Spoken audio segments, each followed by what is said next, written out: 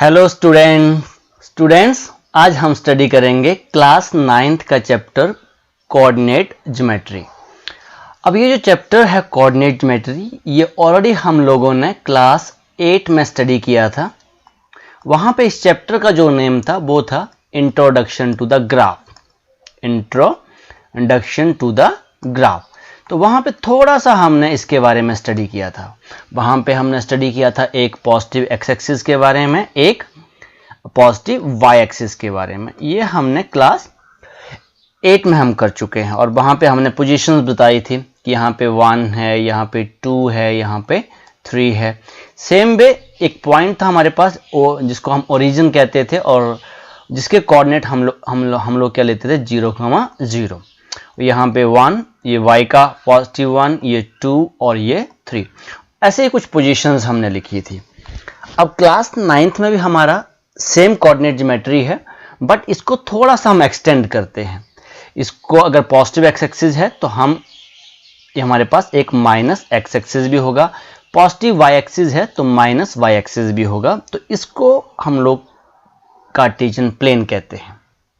अब ये जो कोऑर्डिनेट ज्योमेट्री है इसका बहुत ज़्यादा वाइड यूज है। ये भी एक हमारे पास मैथमेटिक्स की एक ब्रांच है। इंट्रोडक्शन के तौर पे जो हमारे पास कोऑर्डिनेट ज्योमेट्री है, तो कोऑर्डिनेट ज्योमेट्री इसका बहुत वाइड यूज है। और वाइड यूज कैसे है कोऑर्डिनेट ज्योमेट्री का? एक्चुअली ये जो अपने आप में ही एक मैथमेटिक्स है, branch of A mathematics. Coordinate geometry अपने आप में ही एक ब्रांच ऑफ मैथमेटिक्स का, इसका बहुत ज़्यादा वाइड यूज है। जितने भी हमारी सिटीज़ हैं, फॉर एग्जाम्पल जो हमारी चंडीगढ़ सिटी है, चंडीगढ़ सिटी भी हमारी किसके ऊपर डेवलप है? With the help of coordinate geometry. Coordinate geometry की हेल्प से ही हम उसको डेवलप कर सके हैं। जो कोऑर्डिनेट ज्योमेट्री है, अगर हम घर का स्ट्रक्चर्स बनाते हैं, अपने घर जब हम बनाते हैं, अपने बेडरूम, ड्राइंग रूम, तो वहाँ भी हमारी कोऑर्डिनेट ज्योमेट्री ही यूज हो रही है। तो काफ़ी डीप ना जाते हुए हम धीरे धीरे कोऑर्डिनेट ज्योमेट्री को स्टडी करेंगे। वैसे इसका बहुत वाइड यूज है। जितना हमारा क्लास 9 के अकॉर्डिंग इसका यूज है उतना ही हम इसको स्टडी करेंगे। अब कंसेप्ट ये आता है कि सबसे पहले कोऑर्डिनेट ज्योमेट्री कैसे डेवलप हुई। तो हमारे एक फ्रेंच फिलोसोफर और मैथमेटिशियन थे, रेने डेस्कार्टे। वो एक बार बेड पे लाई कर रहे थे, रेस्ट कर रहे थे, तो उन्होंने उनके दिमाग में एक बात आई कि कैसे हम एक पॉइंट की पोजीशन बता सकते हैं प्लेन में। अब प्लेन क्या है हमारे पास? जहां पे एक एक्स एक्सिस है और एक वाई एक्सिस है, इसी को हम प्लेन कहते हैं। तो प्लेन में उन्होंने कहा कि एक पोजीशन है, एक पॉइंट हम रख दें तो उसकी पोजीशंस क्या होगी, इस पॉइंट की जो पोजीशन कैसे वो डिस्क्राइब करेंगे।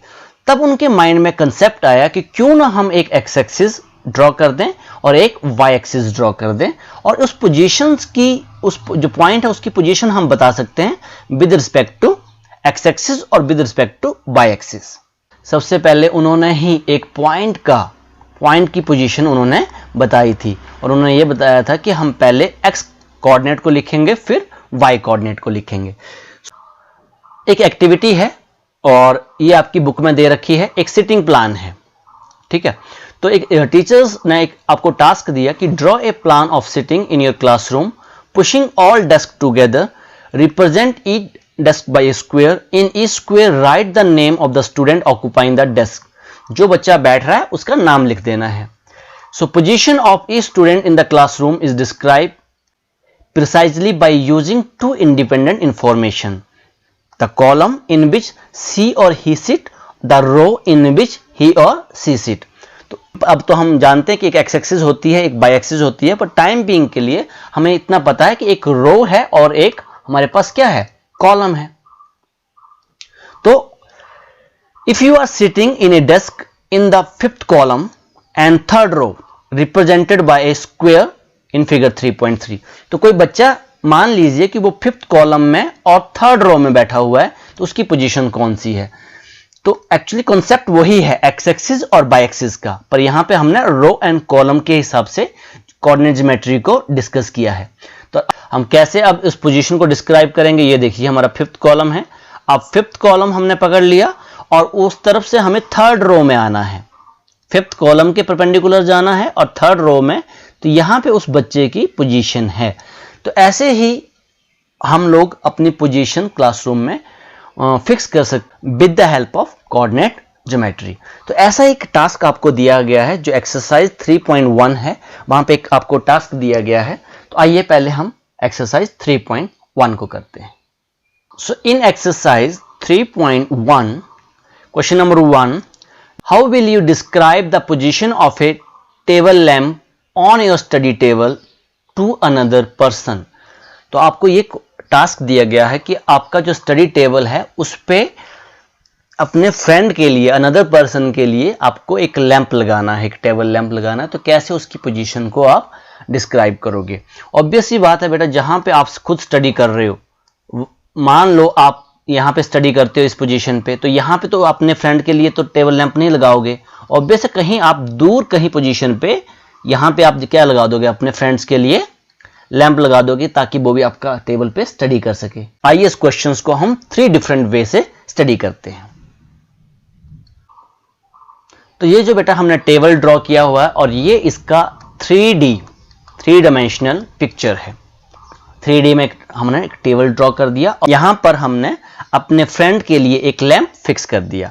अब हम देख रहे हैं बेटा कि ये जो लैंप है आपका, इसकी यहां से एक डिस्टेंस कवर हो रहा है और यहां से भी एक इसका डिस्टेंस कवर हो रहा है। एक हॉरिजॉन्टल डिस्टेंस है और एक इसका वर्टिकल डिस्टेंस है। तो ये हमारी 3D शेप थी। अब ये जो इसका टेबल टॉप है, इस टेबल टॉप की पोजीशन हम देखते हैं नेक्स्ट फिगर में। तो ये जो टेबल टॉप है इसकी हम लोग 2 डायमेंशनल पिक्चर आपको शो कर रहे हैं। ठीक है, पहले हमने क्या किया था? फर्स्ट हमने 3D जो आपको टेबल शो किया था वो उसकी 3D पिक्चर थी। अब उसका टेबल टॉप, ये आपके पास टेबल टॉप है, टेबल टॉप। अब जो टेबल की जो लेंथ है वो कितनी है? 30 सेंटीमीटर और जो ब्रेथ है वो 20 सेंटीमीटर। तो यहां पे सपोज आपकी पोजीशन है, यहां पे आप स्टडी करते हो और आपका फ्रेंड यहां पे जैसे स्टडी कर रहा है। क्लियर? तो उसकी पोजीशंस हम कैसे निकालेंगे? तो हम दोनों तरफ से हमने क्या किया? 5 सेंटीमीटर ब्रेथ की तरफ से कम कर दिया और 5 सेंटीमीटर हमने लेंथ की तरफ से कम कर दिया। अब इसको हम कार्टेशियन प्लेन में स्टडी करते हैं। एक्चुअली उस पॉइंट की पोजीशन हमें निकालनी है। ठीक है, अभी तक तो हम नहीं बता सकते इसकी पोजीशन क्या है। क्लियर? तो अब इसका मैं आपको कार्टेशियन प्लेन दिखा रहा हूं जहां पे हम उसकी पोजीशन, उस लैंप की पोजीशन आपको एग्जैक्टली बताएंगे, उस पॉइंट की पोजीशन आपको बताएंगे। जो इसकी 3rd पिक्चर है ये हम कैसे शो कर रहे हैं? इसको कार्टेशियन प्लेन में शो कर रहे हैं। कार्टेशियन प्लेन क्या होता है? जहां पे मैंने आपको बताया एक एक्स एक्सिस है और एक आपके पास वाई एक्सिस है। क्लियर हो गया? अब जो लेंथ थी वो आपकी टेबल टॉप की कितनी थी? 30 सेंटीमीटर और जो ब्रेथ थी वो कितनी थी आपके पास? 20 सेंटीमीटर। तो हमने क्या किया? 5 सेंटीमीटर के इक्वल डिविजन्स कर दिए। 5, 10, 15, 20 पे वो आपका टेबल खत्म हो गया। ठीक है, उसकी और जो आपके टेबल की जो ब्रेथ है वो इतनी यहाँ इसके आगे नहीं है। वैसे ही ये 30 सेंटीमीटर के आगे आपका टेबल टॉप नहीं है। अब जो लैंप मैंने आपको शो किया था, अब आप बताओगे कि इसकी पोजीशन ये आ गई। 5 सेंटीमीटर यहाँ से हमने छोड़ा था, 5 सेंटीमीटर यहाँ से हमने छोड़ा था। तो आप मुझे बताओ इसकी पोजीशन क्या होगी? तो हम पहले क्या लेते हैं? एक्स कोऑर्डिनेट लेते हैं, फिर वाई कोऑर्डिनेट लेते हैं। तो यहाँ से एक्स कोऑर्डिनेट कितना है इसका? ध्यान से देखो, एक्स कोऑर्डिनेट कितना है? 5 और वाई कोऑर्डिनेट कितना है? यहां से लेके यहां तक का डिस्टेंस कितना है? 15। सो ये जो लैंप की जो पोजीशन है, लैंप की जो पोजीशन आपके पास आ गई 5,15। अब ये बेरी कर सकती है। अब क्यों बेरी कर सकती है? सपोज आपका फ्रेंड उसको यहां पे फिक्स कर रहा है, दिस पॉइंट पे। अब इस पॉइंट पे उसकी पोजीशन क्या हो जाएगी? यहां पे इस पोजीशन पॉइंट पे उसकी पोजीशन कितनी हो जाएगी? अब यहां से डिस्टेंस कितना है? 10 और यहां से कितना है? 15। तो ये टेबल आपके लैंप की पोजीशन ये वेरी हो सकती है कि वहां पे आप पॉइंट ले रहे हो। तो इसके साथ ही हमने क्वेश्चन नंबर 1 डिस्कस कर लिया। अब ये तीनों की तीनों पिक्चर्स आप एक साथ देखोगे। ये जो आपके पास फर्स्ट पोजीशन हमने बनाई थी, ये 3D पिक्चर आपको शो की थी। अब इसी का टेबल टॉप मैंने आपको यहां पे शो किया इन द 2D डायग्राम, और उसी 2D डायग्राम को हमने कार्टेशियन प्लेन में आपको शो किया और उसकी लैंप की हमने पोजीशन फाइंड आउट की थी 5,15। तो आपको ये तीनों की तीनों डायग्राम अगर आप बना सकते हो तो बहुत अच्छा है। यही आपके पास क्वेश्चन नंबर 1 का आंसर है। आइए अब क्वेश्चन नंबर 2 करते हैं। क्वेश्चन नंबर 2, जैसा कि आपने क्लासरूम के अंदर एक अपनी सिटिंग प्लान बनाया था, वैसे ही एक आपको एक्टिविटी दे रखी है। यहाँ पे एक स्ट्रीट प्लान है। A city has two main roads which cross each other at the center of a city. These two roads are along north-south direction and east-west directions. Okay. All the other streets of a city run parallel to these roads and 20 meters apart. There are 5 streets in each direction using 1 centimeter equal to 20 meter. Draw a model of the city. On your notebook represent the road street by a single line. जो भी हमें street या road बताने हैं वो single line के साथ represent करने हैं। There are many cross street in your model. बहुत ज़्यादा आपकी क्रॉस स्ट्रीट होंगी। A particular cross street is made by 2 street, one running in the north south direction and another in the east west direction. एक आपकी east west direction होगी और दूसरी आपकी नॉर्थ साउथ डायरेक्शंस होगी। Each cross street is referred in the following manner. आपको एक reference दे रहे हैं यहां पे। If in the second street running in the north south direction and fifth in the east west direction meet at some crossing, then we will call this street, then we will call this cross street 2,5। हम coordinate निकाल रहे हैं उसके। अगर वो आपको क्या condition कह रहा है, कहता है कि सेकंड स्ट्रीट जो आपकी है वो कैसे है, नॉर्थ साउथ डायरेक्शन में रन कर रही है और एक आपके पास फिफ्थ जो है ईस्ट वेस्ट डायरेक्शन में है, तो उसको हम क्या लिख रहे हैं, 2,5 लिख रहे हैं। Using this convection find how many cross street can refer to as 4,3। तो आपको बताना है कि 4,3 पोजीशन कहां पे है और how many cross street can refer to 3,4।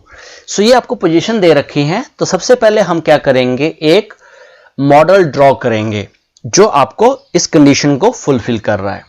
Okay, सो यहां पे मैंने एक स्ट्रीट प्लान बनाया है जो इस कंडीशन को फुलफिल कर रहा है। तो फर्स्ट वो कह रहा था कि डायरेक्शन क्या होनी चाहिए, नॉर्थ साउथ डायरेक्शन। यहां पे आप देख लीजिए नॉर्थ साउथ डायरेक्शन है और ईस्ट वेस्ट डायरेक्शन है। ये क्रॉस रोड है, आपस में क्रॉस कर रहे हैं, ये सुनो। ओके, नाउ सेकंड कंडीशन वो क्या कह रहा था कि इनके बीच में हमने जो 1 सेंटीमीटर का गैप ले लिया है दोनों तरफ, ईस्ट वेस्ट डायरेक्शन में भी और नॉर्थ वेस्ट डायरेक्शन में भी। ओके, तो फर्स्ट उसने कंडीशन कही थी, if the second street running in the north south direction. Second street, ये देखो सेकंड स्ट्रीट है, कौन सी डायरेक्शन में रन कर रही है, ये रन कर रही है नॉर्थ साउथ डायरेक्शन में। And fifth in the east west direction, यहां से फिफ्थ स्ट्रीट लेंगे हम, fifth street, street 1, street 2, street 3, street 4, street 5, ये आपने ड्रॉ कर लेना है दोनों डायरेक्शंस में। 5 नॉर्थ साउथ डायरेक्शन में और 5 स्ट्रीट आपने ड्रॉ कर लेनी है ईस्ट वेस्ट डायरेक्शन में। तो यहां पे हमें कह रहा था फिफ्थ इन द वेस्ट, तो स्ट्रीट 5 पे आएंगे। कौन सी डायरेक्शन है इसकी, ईस्ट से वेस्ट। सो यहां पे आएंगे तो यहां पे इनका जो इंटरसेक्शन पॉइंट है तो उसको उसने कहा था क्रॉस स्ट्रीट 2,5। तो ये हमारे पास क्या बन गया, 2,5। तो ये इसकी पोजीशन है, ये हमें गिवन था। अब वो कह रहा था कि आप लोकेट करो 4,5। अब 4 किस तरफ लेना है, हमने फिक्स कर दिया, उसने ये फिक्स कर दिया। पहले आपको नॉर्थ साउथ डायरेक्शन लेनी है, फिर उसके बाद ईस्ट वेस्ट डायरेक्शन लेनी है। क्लियर? तो यहां पे हम क्या देखेंगे, पहले ये जो फोर्थ है, इस 4 का मतलब है अब कौन सी स्ट्रीट लेनी है, हमें फोर्थ स्ट्रीट लेनी है। कौन सी डायरेक्शन में, नॉर्थ साउथ डायरेक्शन में। तो ये हमारे पास फोर्थ स्ट्रीट आ गई, this one fourth street. And ये जो थर्ड है, ये थर्ड किसको रिप्रेजेंट करेगा, थर्ड स्ट्रीट को, पर कौन सी डायरेक्शन में, ईस्ट वेस्ट डायरेक्शन में। तो ईस्ट वेस्ट डायरेक्शन में हमें ढूंढनी है third street. This is the first जो आपको आंसर पूछा गया है, इसकी पोजीशन है ये। ठीक है, सेकंड पूछा गया 3,4। तो 3,4, तो 3,4 third street in the direction north south direction, ये आपके पास आ गई। क्लियर हो रहा है ये, this direction. Okay, and fourth, तो यहां से स्ट्रीट 4 लेंगे और कौन सी डायरेक्शन में, ईस्ट वेस्ट डायरेक्शन में, तो ये पोजीशन आपके पास आ गई। ये सेकंड का आंसर है। तो इसके साथ ये क्वेश्चन नंबर सेकंड आपका हो गया। तो यहाँ पे हमने बेसिकली पोजीशन फाइंड आउट करना सीखी है। एक्चुअली कर क्या रहे हैं, हम एक पॉइंट की पोजीशन ढूंढ रहे हैं। यहाँ भी हमने देखो, अगर ध्यान से देखा जाए तो ये भी आपके पास एक पॉइंट था, उस पॉइंट की पोजीशन ढूंढी। यहाँ भी हमने एक पॉइंट, जो लोकेशन एक्स एक्सिस और वाई एक्सिस को इंटरसेक्शन पॉइंट है, वो आपका एक पॉइंट बन रहा है। तो एक्चुअली इसका जो बहुत वाइड यूज है, बट अभी टाइम बीइंग के लिए हम थोड़ा थोड़ा करके इसको स्टडी कर रहे हैं। अब जो नेक्स्ट लेक्चर होगा आपका एक्सरसाइज 3.2 का, उसमें हम इसको थोड़ा और वाइडली स्टडी करेंगे। तो आज के लिए इतना ही। Okay, thank you very much.